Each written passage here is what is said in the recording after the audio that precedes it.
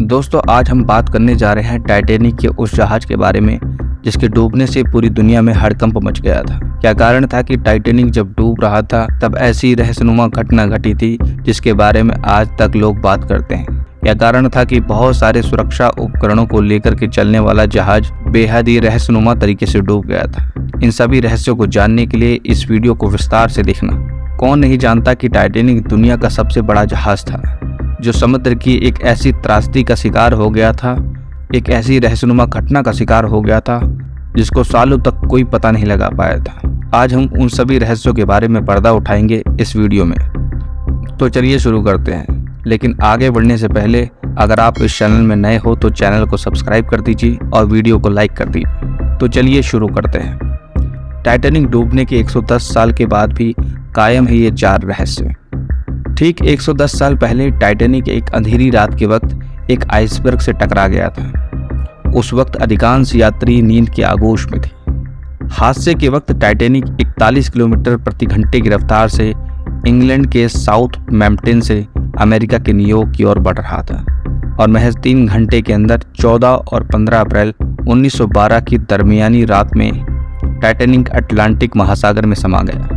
जिस जहाज के कभी नहीं डूबने की चर्चा थी वह डूब गया। हादसे में 1500 के करीब लोग भी मारे गए। इसे 110 साल बीतने के बाद भी सबसे बड़ा समुद्री हादसा माना जाता है। हादसे की जगह से अवशेषों को सितंबर 1985 में हटाया गया था। हादसे के बाद कनाडा से 650 किलोमीटर की दूरी पर 3843 मीटर की गहराई में जहाज 2 भागों में टूट गया था और दोनों हिस्से एक दूसरे से 800 मीटर की दूरी पर हो गए थे।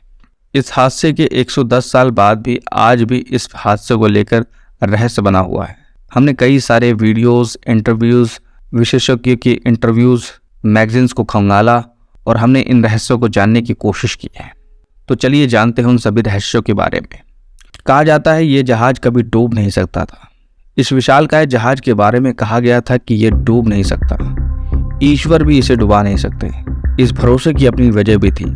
रियो डी जेनेरियो की फेडरल यूनिवर्सिटी में department of naval and ocean engineering विभाग के प्रोफेसर और इंजीनियरिंग अलेक्जेंडर द पिनो ओला ने बताया, इंजीनियरिंग के लिहाज से देखें तो यह डिजाइन के आधार पर विकसित पहला जहाज था। जहाज में कई वाटर टाइट कंपार्टमेंट बनाए गए थे, यानी अगर जहाज का कोई कमरा पानी से भर जाए तो वह दूसरे कमरे को डुबा नहीं सकता था। इस जहाज को तैयार करने के दौरान कुछ मुश्किलें भी हुई थी। जहाज की ऊंचाई कितनी रखी जाए ताकि बिजली के तार और पानी की पाइप ठीक से काम करते रहें, इस पर काफी सोच विचार हुआ था। प्रोफेसर ओला के मुताबिक इस पर सोच विचार करने के बाद उन लोगों ने जहाज की ऊंचाई निर्धारित की थी। पानी भरने की स्थिति में भी उन लोगों का आकलन था कि पानी छत की ऊंचाई तक नहीं पहुंच पाएगा। उन्होंने छत पर भी सुरक्षित कंपार्टमेंट बनाए थे, लेकिन तब किसी ने आइसबर्ग से जोरदार टक्कर के बारे में नहीं सोचा था। प्रोफेसर ओला ने बताया, टक्कर इतनी जोरदार थी कि जहाज की मुख्य बॉडी की आधी लंबाई तक सुराख हो गया था। ऐसी परिस्थिति में पानी छत तक पहुंच गया था। जहाज में पानी पूरी तरह से भरने लगा था। ऐसी स्थिति में बचाव संभव नहीं होता है। आप पानी निकालने के लिए सभी पंप को सक्रिय कर सकते हैं, तमाम कोशिश कर सकते हैं, लेकिन पानी जिस रफ्तार से अंदर आ रहा होता है उस रफ्तार से बाहर नहीं निकाला जा सकता था। जहाज बनाने और नेविगेटर सिविल इंजीनियर थियरी बताते हैं, टाइटैनिक का प्रचार इस तरह से किया गया था कि यह डूब नहीं सकता है। इसकी वजह यह थी कि बहुत सारे तहखाने बनाए जो वाटर टाइट दीवारों से बने थे। तहखाने की 2 कतारों में पानी भरने की स्थिति में जहाज डूबने वाला नहीं था, लेकिन आइसबर्ग से टक्कर ने जहाज को काफी नुकसान पहुंचा दिया और वाटर टाइट कंपार्टमेंट की कई दीवारें नष्ट हो गई थी। फ्लूमिनेंस फेडरल यूनिवर्सिटी के प्रोफेसर और ट्रांसपोर्ट इंजीनियर आरिलो सोरास मुर्ता के मुताबिक टाइटैनिक के वाटर टाइट कंपार्टमेंट को बंद करने की व्यवस्था भी ठीक से काम नहीं कर रही थी। उस दौर में जहाज को बनाने में प्रयुक्त धातु मौजूदा स्टील जितनी मजबूत नहीं थी। सोरास मुर्ता ने बताया, जोरदार टक्कर के बाद जहाज के ढांचे में भी बदलाव आ गया था। दरवाजे बंद नहीं हो रहे थे, वे फंस गए थे। उस वक्त भी टाइटैनिक शुद्ध स्टील से बनाया गया था, लेकिन तब का स्टील आज की स्टील जितना मजबूत नहीं होता है। साओ पाउलो के मैकेंजी पेर्सेबाइटेरियन यूनिवर्सिटी के प्रोफेसर और धातु विज्ञान के इंजीनियर जॉन बेताबुक बताते हैं कि 1940 के दशक तक समुद्री जहाज की मुख्य बॉडी धातु के शीट से बनता था।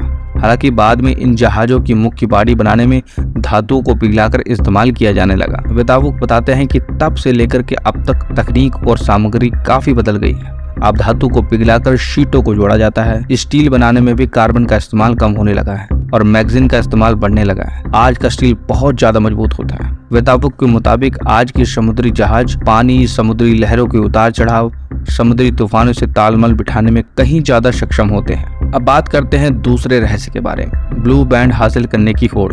बड़ी दुर्घटनाओं के बाद उसकी वजहों में हमेशा मानवीय गलतियां मिलती हैं। विशेषज्ञों के मुताबिक आइसबर्ग से भरे इलाके से गुजरने की मुश्किलों के बीच भी इस पर जल्दी से सफर पूरा करने का अत्यधिक दबाव था। दरअसल ये दबाव ब्लू बैंड को हासिल करने का था। 1839 में शुरू हुआ ये सम्मान अटलांटिक महासागर के सबसे तेजी से पार करने वाले जहाज को मिलता था। टाइटैनिक को इस सम्मान का सबसे जोरदार दावेदार माना गया था। प्रोफेसर ओला ने बताया, उस दौर के हिसाब से टाइटैनिक को बनाने में सबसे बेहतरीन इंजीनियरिंग और तकनीक का इस्तेमाल किया गया था। उस वक्त समुद्री जहाज को बनाने के लिए दुनिया की बड़ी कंपनियों के बीच होड़ थी। इंग्लैंड और जर्मनी के बीच उस वक्त सबसे लंबे और तेज गति से चलने वाले जहाज बनाने की होड़ थी। सबसे विशाल और तेज जहाज को आधिकारिक तौर पर ब्लू बैंड मिलता था।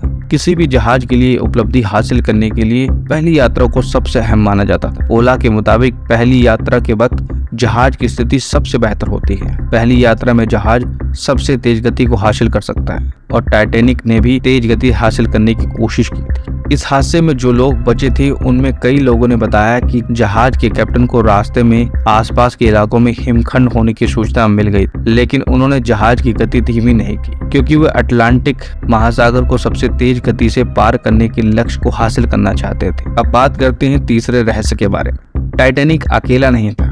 इस जहाज को चलाने वाली company white star line company ने 20वीं शताब्दी की शुरुआत में बेलफास्ट शहर के हारलैंड और वोल्फ शिपयार्ड को 3 जहाजों को तैयार करने का ऑर्डर दिया था। विश्व स्तरीय डिजाइन टीम द्वारा निर्मित ये तीनों जहाज दुनिया के सबसे लंबे, सुरक्षित और सुविधाओं से युक्त होंगे। इंजीनियर स्टम्प ने बताया, इन परियोजनाओं को उस दौर में खूब प्रचारित किया गया था। 1908 से 1915 के बीच निर्मित इन जहाजों को ओलंपिक क्लास के जहाज कहा गया था। पहले 2 जहाज को तैयार करने का काम शुरू हुआ था 1908 में ओलंपिक और 1909 में टाइटैनिक का तीसरे जहाज जायगेंटिक का उत्पादन 1911 में शुरू किया गया था। हालांकि तीनों जहाज किसी न किसी हादसे में शामिल रहे। ओलंपिक जहाज की सेवा जून 1911 में शुरू हुई थी। उसी साल ये एक युद्धपोत से टकरा गया था। मरम्मत के बाद इसकी सेवा फिर से शुरू हुई थी। पहले वर्ल्ड वॉर के समय ब्रिटेन की नौसेना ने इसका इस्तेमाल सैनिकों को एक जगह से दूसरी जगह पहुंचाने के लिए किया था।